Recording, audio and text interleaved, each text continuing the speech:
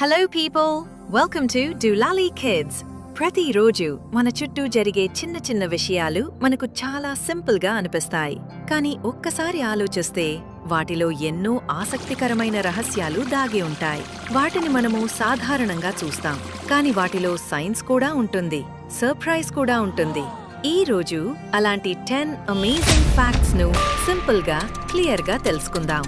అయితే రెడీనా? Let's start this amazing journey. Fact number 1.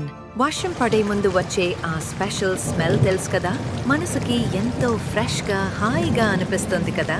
కానీ ఆ స్మెల్ కి కూడా ఒక సైంటిఫిక్ పేరుంది.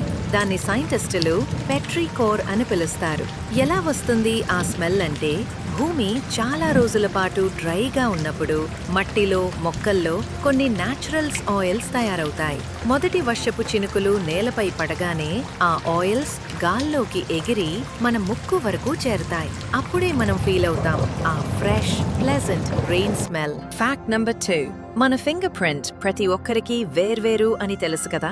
అది ప్రపంచంలో ఎవరికీ కాపీ అవ్వదు. కానీ ఒక ఆసక్తికరమైన విషయం ఏమిటంటే, మన నాలుక కూడా దాదాపు అంతే ప్రత్యేకం. ప్రతి మనిషి నాలుక ఆకారం, దానిమీద ఉన్న చిన్న చిన్న పాపిల్లే ప్యాటర్న్ ప్రతి వ్యక్తికి మారుతూ ఉంటాయి. అంతేకాదు, ఒకేలా కనిపించే ఐడెంటికల్ ట్విన్స్ కి కూడా నాలుక ప్యాటర్న్ ఒకేలా ఉండదు.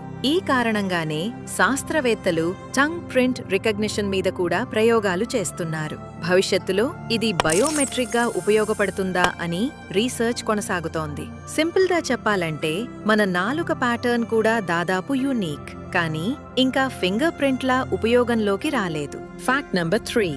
మన భూమిపై వర్షం అంటే నీళ్లు పడతాయి కదా, అది సహజం. కానీ డైమండ్లు వర్షంలా పడే చోటు ఉందని మీకు తెలుసా? శాస్త్రవేత్తల పరిశోధనల ప్రకారం యురేనస్ మరియు నెప్ట్యూన్ అనే గ్రహాలపై డైమండ్ వర్షం పడే అవకాశం ఉందని భావిస్తున్నారు. ఆ గ్రహాల్లో ఒత్తిడి చాలా ఎక్కువగా ఉంటుంది. అక్కడ ఉన్న మీథేన్ అనే వాయువు తీవ్రమైన ఒత్తిడితో విరిగి కార్బన్ గా మారుతుంది. ఆ కార్బన్ చిన్న చిన్న స్ఫటికాలుగా ఏర్పడి కిందకు పడుతుంటాయి. అవి చూస్తే డైమండ్ వర్షంలా ఉంటాయి. Fact number 4. గూగుల్ అనే పేరుకు అసలు అర్థమేమిటో తెలుసా? ఈ పదం నిజానికి గూగోల్ అనే గణిత పదం నుంచి వచ్చింది. గూగోల్ అంటే 1 తర్వాత 100 సున్నాలు ఉన్న ఒక భారీ సంఖ్య, అంటే ఊహించలేనంత పెద్ద సంఖ్య.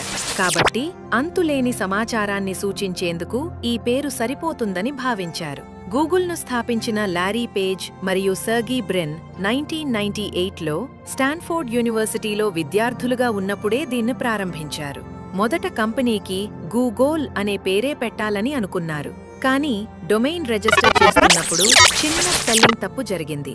అలా google.com అని టైప్ అయింది. ఆ పేరు వినడానికి క్యూట్ గా, క్యాచీగా ఉండటంతో అదే చివరకు అధికారిక పేరుగా మారిపోయింది. సింపుల్ గా చెప్పాలంటే, గూగుల్ అనే పేరు ఒక భారీ గణిత సంఖ్య నుంచి వచ్చింది, మరియు ఒక చిన్న స్పెల్లింగ్ తప్పిదం వలన అదే ఫైనల్ అయింది. Fact number 5. మనకు ఆవలింత ఎప్పుడు వస్తుంది? సాధారణంగా అలసటగా ఉన్నప్పుడు లేదా బోర్గా ఉన్నప్పుడు కదా. కానీ ఆవలింత కేవలం నిద్ర సంకేతం మాత్రమే కాదు. లోతుగా శ్వాస తీసుకోవటం ద్వారా మన మెదడును కాస్త కూల్ చేయటానికి కూడా ఇది సహాయపడుతుంది. అయితే ఎవరైనా ఆవలించటం చూస్తే మనకు ఆటోమేటిక్గా ఆవలింత వస్తుంది. దానిని శాస్త్రవేత్తలు కాంటేజియస్ యానింగ్ అని పిలుస్తారు. దానికి కారణం ఏమిటంటే, మన మెదడులో ఉన్న మిర్రర్ న్యూరాన్స్ ఇతరులు చేసే చర్యలను గమనించి వాటిని అనుకరించటానికి అవి సహాయపడతాయి. అయితే తుమ్మడం లేదా కన్ను కొట్టడం మాత్రం ఇలా వ్యాపించవు. అవి శరీరం సహజంగా చేసే ప్రతిస్పందనలు మాత్రమే, సోషల్ సిగ్నల్స్ కాదు. Fact number 6. జీబ్రా శరీరంపై ఉన్న బ్లాక్ అండ్ వైట్ గీతలు చూసారా? అవి కేవలం స్టైల్ కోసమున్న డిజైన్ అనుకుంటున్నారా? అసలు విషయం ఏమిటంటే, ప్రతి జీబ్రాకు ఉన్న గీతల నమూనా ప్యాటర్న్ వేర్వేరుగా ఉంటుంది. మన ఫింగర్ ప్రింట్స్ ఎలా యునిక్ గా ఉంటాయో అలాగే జీబ్రా గీతలు కూడా ప్రత్యేకమే. ప్రపంచంలో 2 జీబ్రాలకు ఒకేలా గీతలు ఉండవు. ఈ గీతల వల్ల గుంపులో ఉన్నప్పటికీ ఒక జీబ్రా మరొక జీబ్రాను సులభంగా గుర్తుపెట్టుకోగలదు. శాస్త్రవేత్తలు చెప్పేదేమిటంటే, ఈ గీతలు కొన్ని పురుగులను గందరగోళానికి గురిచేస్తాయి మరియు వేడిని కొంతవరకు నియంత్రించడంలో కూడా సహాయపడవచ్చు. అంటే జీబ్రా కేవలం స్టైలిష్ జంతువు మాత్రమే కాదు, ప్రకృతి అద్భుతంగా డిజైన్ చేసిన ఒక స్మార్ట్ ప్రాణి. Fact number 7. చెట్లు మాట్లాడవు, నడవవు. కానీ మనకి తెలియని విషయం ఏంటంటే అవి ఒకదానికొకటి సహాయం చేసుకుంటాయి. పరిశోధనల ప్రకారం చెట్లు తమ వేర్ల ద్వారా ఇతర చెట్లకు ఆహారం పంచగలవు. భూమి అడుగున ఫంగస్లతో కూడిన ఒక ప్రత్యేకమైన నెట్వర్క్ ఉంటుంది. దాన్ని శాస్త్రవేత్తలు వుడ్ వైడ్ వెబ్ అని పిలుస్తారు. ఈ నెట్వర్క్ ద్వారా ఆరోగ్యంగా ఉన్న చెట్టు బలహీనంగా ఉన్న చెట్టుకు పోషకాలను పంపగలదు. అంటే అడవిలో చెట్లు ఒక్కోటి ఒంటరిగా ఉండవు, ఒక కుటుంబంలా కలిసి జీవిస్తాయి. ప్రకృతిలో టీం వర్క్ ఎంత బలంగా ఉంటుందో చూడండి. Fact number 8.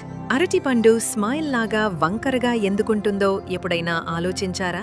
మొదట్లో అరటిపండ్లు కింది వైపుకే పెరుగుతాయి. గురుత్వాకర్షణ శక్తి కారణంగా మొత్తం బంచ్ కిందికి వేలాడుతూ ఉంటుంది. కానీ కథ అక్కడితో ముగియదు.